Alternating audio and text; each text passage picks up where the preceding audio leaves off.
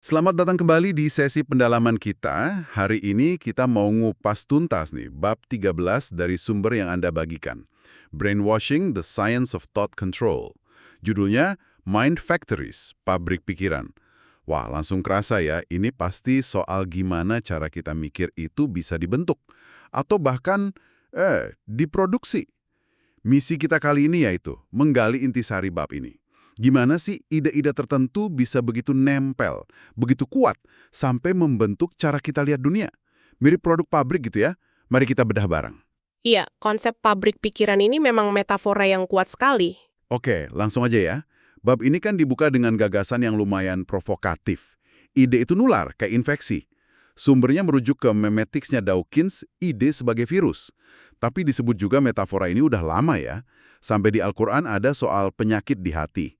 Gimana kita sebaiknya memahami perbandingan ide sama penyakit ini? Ya, analogi ide sebagai infeksi ini memang gampang dicerna ya, mudah gitu ngebayangin idenya cepat menjangkiti pikiran. Tapi seperti diingatkan di sumber Anda, kita perlu hati-hati banget. Metafora ini jarang loh dipakai sebagai alat analisis netral, seringnya malah jadi semacam senjata retoris. Senjata? Maksudnya gimana tuh? Bisa kasih contoh? Bisa-bisa, sumber Anda kan nyebut Dawkins ya, seorang ateis, dia secara terbuka bilang agama itu virus pikiran. Nah sebaliknya, di teks agama kayak Al-Quran, sikap nggak percaya atau nolak kebenaran ilahi itu digambarkan sebagai penyakit di hati. Dua-duanya pakai label penyakit buat mendiskreditkan pandangan lawan. Jadi pelajarannya bukan cuma ide bisa nular, tapi kita mesti waspada siapa yang pakai metafora penyakit ini dan tujuannya apa. Bisa jadi alat analisis, tapi gampang dibajak juga. Oke, saya nangkap sekarang. Jadi bukan sekedar kayak virus flu biasa, tapi ada muatan penilaian negatifnya ya kalau melabel ide sebagai penyakit. Menarik. Terus gimana proses penularan ide ini nyambungnya ke otak kita? Sumber ini pakai metafora lain lagi nih, indah tapi agak ngeri juga. Otak sebagai mesin tenun ajaib, enchanted loom, yang katanya terus-menerus menenun permadani kesadaran kita dari benang-benang ide. Ini artinya apa yang kita yakini itu bukan cuma hiasan pikiran dong ya, tapi fondasi diri kita. Persis. Nah, metafora enchanted loom ini bagus banget menangkap esensi bahwa keyakinan dan gagasan yang kita serap itu nggak diam aja. Mereka aktif membentuk struktur dasar identitas kita. Cara kita memahami dunia, cara kita bereaksi, ini bukan hiasan di permukaan, tapi jalinan benang yang membentuk kain kesadaran kita. Dan ini jadi penting banget, bahkan bisa bahaya kalau kita bicara soal yang disebut sumber ini gagasan halus atau ethereal ideas. Gagasan halus. Wah, ini istilah kunci nih kayaknya. Maksudnya apa ya itu? Gagasan halus itu merujuk ke konsep-konsep abstrak, yang seringkali nggak ada wujud fisiknya langsung, tapi muatan emosinya itu kuat banget. Contohnya kayak kebebasan, keadilan, atau identitas kelompok, kehormatan gitu-gitulah. Gagasan ini kan susah diukur ya, susah dibuktikan secara empiris. Tapi bisa banget membangkitkan loyalitas atau malah ketakutan, kemarahan, kebanggaan yang luar biasa pada seseorang atau kelompok. Oke, gagasan abstrak plus emosi kuat. Kenapa kombinasinya dianggap berpotensi bahaya di bab ini? Karena kombinasi ini punya kekuatan buat membajak, membypass fungsi kritis otak kita. Mekanisme berhenti dan berpikir yang bikin kita bisa refleksi dulu, evaluasi rasional sebelum bertindak. Jadi kalau sebuah gagasan halus misalnya, ide soal ancaman terhadap kelompok kita, dibungkus sama emosi kuat kayak takut atau benci, emosi ini bisa jadi kayak alarm kebakaran palsu. Ngerti nggak? Iya, jadi langsung reaksi gitu ya. Betul, memicu respon defensif atau agresif instan, tanpa sempat diuji akal sehat. Kita jadi bertindak berdasarkan rasa yang dipicu itu, bukan analisis fakta yang tenang. Wah, ini kayak jalan pintas emosional yang ngalahin logika gitu ya. Kalau saya paham benar nih, ini bisa menjelaskan gimana propaganda yang nggak rasional banget pun bisa diterima. Dan sumber ini kan terus bahas contoh ekstrimnya ya. Benar sekali. Contoh paling jelas yang dibahas itu ya propaganda antisemitisme Nazi di Jerman dulu. Pertanyaannya kan, gimana mungkin masyarakat yang relatif terdidik bisa secara kolektif percaya narasi kebencian se-ekstrim itu? Yang nggak masuk akal bahkan seringkali nabrak pengalaman pribadi mereka sendiri sehari-hari. Iya, itu dia pertanyaannya. Analisis sumbernya gimana? Sumber ini menjelaskan propaganda Nazi itu nggak datang tiba-tiba di ruang kosong. Dia jatuh di tanah yang subur. Maksudnya udah ada lapisan-lapisan bias, stereotip, prasangka anti-Yahudi yang cukup lama ada di budaya Eropa. Mungkin nggak selalu seganas Nazi, tapi ada. Propaganda Goebbels itu terus secara sistematis mengaktifkan, memperkuat, dan memanipulasi emosi negatif yang udah ada ini. Takut soal ekonomi, cemburu sosial, rasa terancam sama yang asing, bahkan rasa jijik lewat penggambaran orang Yahudi sebagai kutu penyakit. Jadi propaganda itu nggak nyiptain benci dari nol, tapi lebih kayak nyiram bensin ke api prasangka yang udah ada gitu ya. Tepat.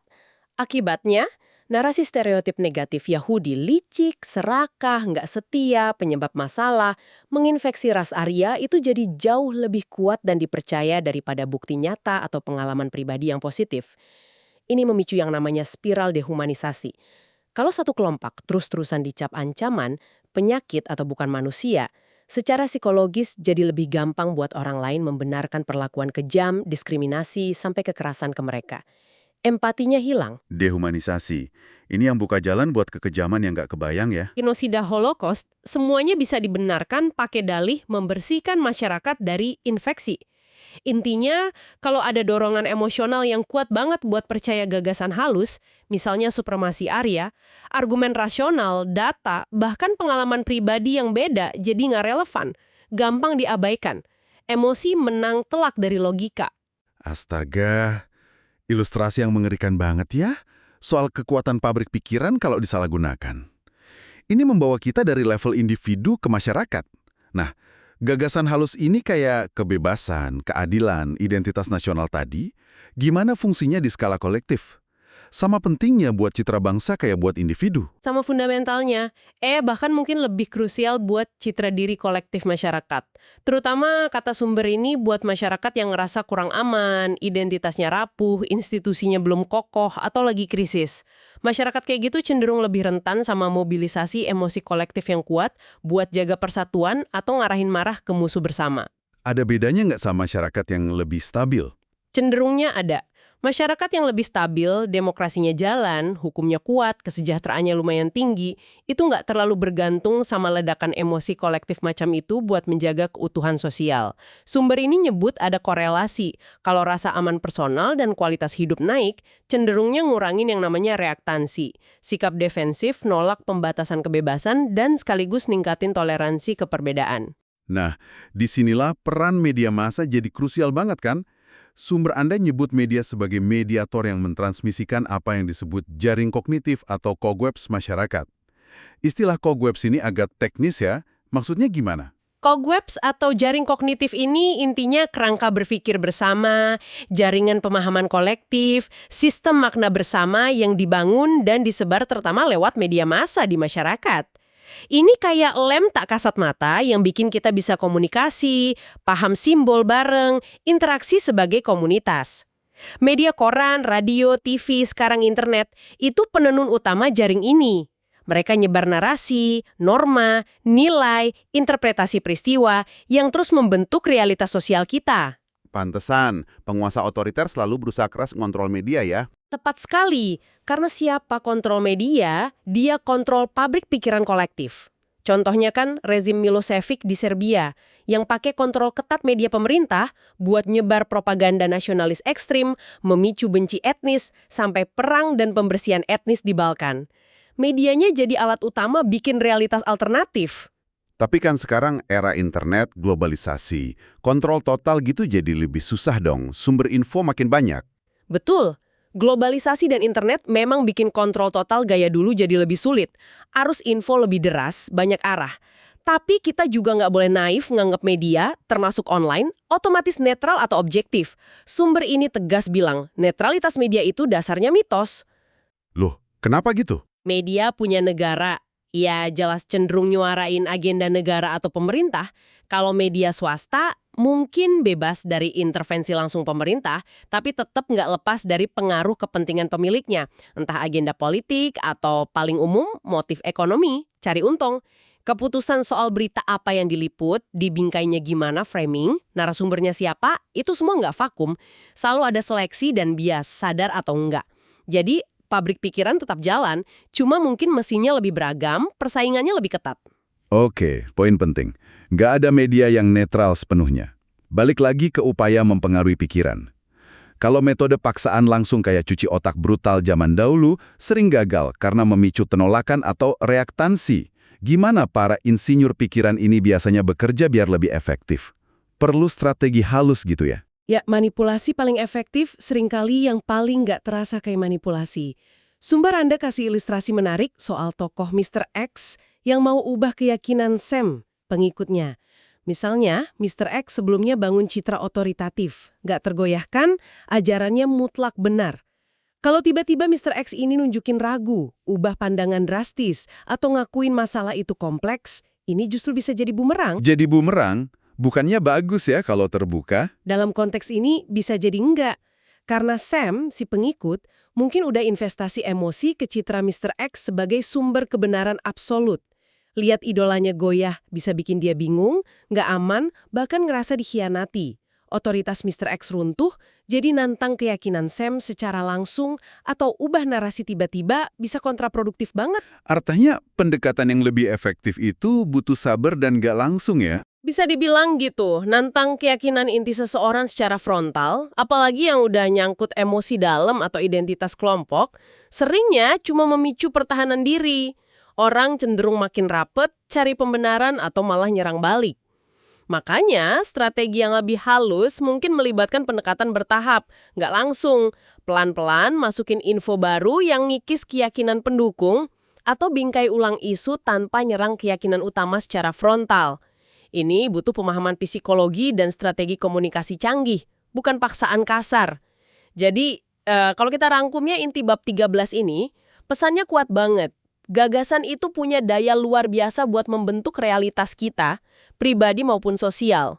Kekuatannya berlipat ganda kalau gagasan itu, terutama yang abstrak dan emosional, gagasan halus tadi, nyatu sama perasaan kita.